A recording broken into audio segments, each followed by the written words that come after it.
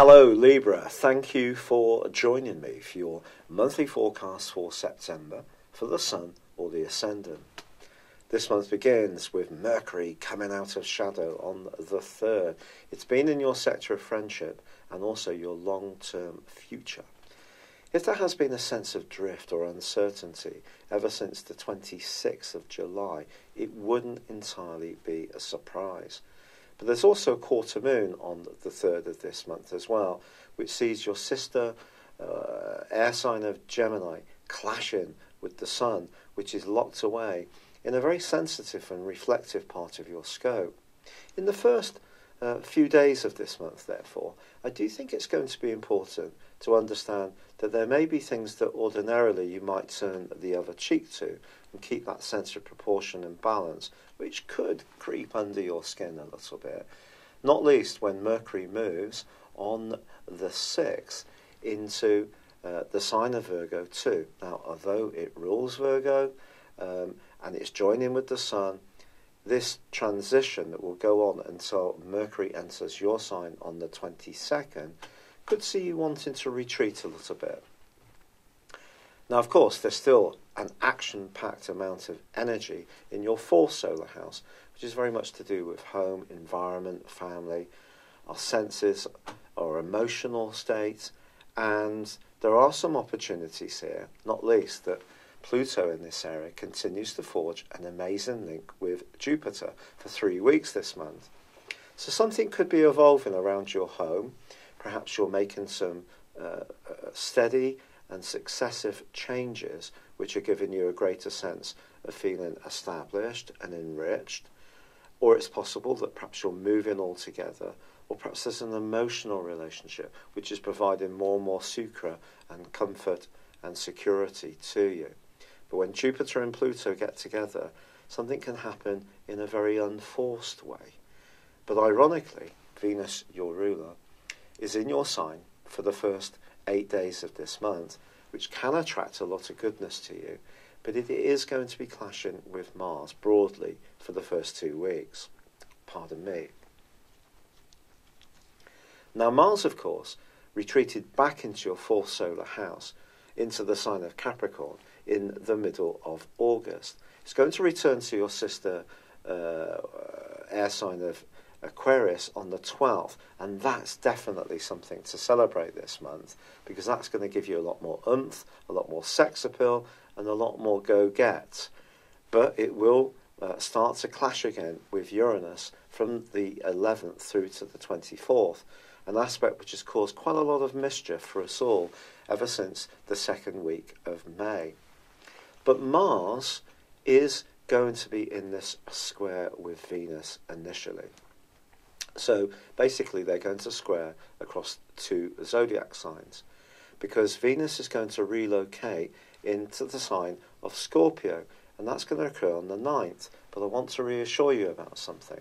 That can be super positive for your finances, and you may enjoy a stroke of good fortune or an improvement in your cash flow from that moment onwards.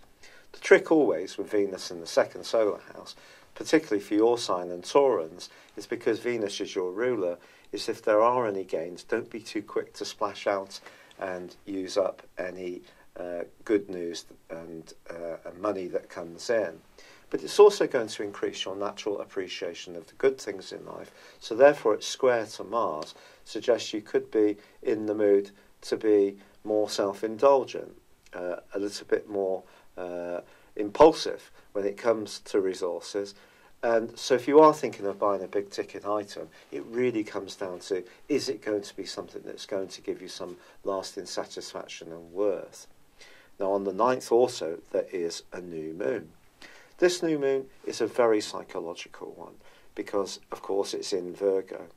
It's asking you to tune in to the side of your nature which is more sensory, because you're a logical sign and like analysis and like discussion. This new moon is challenging in a way because it's asking you to be much more in tune with your sixth sense, with your feelings, not be guided so much by logic. It is, however, forging a great intersection between Jupiter and Pluto, so it's possible that something can develop in the following month where you start to look at yourself and life in quite a different way. It may be that your environment itself doesn't particularly change, but your relationship to it, or individual relationships, or difficulties or opportunities, those can change through getting to know yourself and your motivations much clearer. So it can be very enriching indeed. But it's also asking you to be mindful of the whole concept of trust. Because, of course, Neptune's on the other side of the heavens, and since 212 has seen you and pushed you to be quite self-sacrificing for others, but it's also important to have boundaries as well. But I do feel the new moon in the 12th house could see you do something for charity, a good cause, make a donation, support someone who's perhaps going through a tender time. However, excitingly, from the 10th through to the 17th, Venus actually forges a very positive link to Saturn. Now, Saturn in the 4th solar house, as it will be for the next year and a half still, is not a walk in the park, because Saturn is exacting, but it's also going to give you a reward if you keep working at it, and it's probably going to be around where you live, creating a better, more stable environment, a physically more attractive environment, hopefully. But at the moment, there could be a sense that you're having to really work at this. And not all of your conditions, whether it's with family members or in your emotional life or in the physical context of where you live, might be quite as sweet as you would like. But this link with Venus suggests that the good news that's coming in through Venus can feed into Saturn. So you may be able to make some astute purchases that make life more comfortable, that perhaps pay off a little bit of debt, that perhaps in some way make you feel more secure in where you are. And that's obviously to be hugely welcomed. However, what does this square between Mars and Uranus mean? We know that Mars is in the part of your scope to do with self-expression and your sense of attractiveness from the 12th, but Uranus is in the deep, passionate 8th house. If there is a relationship which is a bit clingy, stops you from being a free spirit, it could get you down a little bit in the following couple of weeks. But equally, you may be drawn to someone, if you're single, who's very hot and attractive, but the reasons that you're drawn to them may be ones that you need to think about carefully. And it won't be, quite frankly, until Mercury enters your sign on the 22nd, followed by the Sun on the 23rd, that you're really going to move into your power. I think your physical vitality will come up. Psychologically, you will just suddenly feel stronger. You can move much more in control of what you need to do. I feel that there's a sense of purposefulness that will come through that maybe has been a little bit lacking as you have been rather more introspective on the back of those very sensitive energies earlier in the month. But then there is a full moon in your opposite sign. It's possible that someone in your family, someone that you're close to, could be even someone you live with, could be really quite trying. I need to just be really truthful about this. I know that it is important to always be positive, and I do try to be positive, but it is also important to say it how it is. So this is a full moon which squares up with Saturn.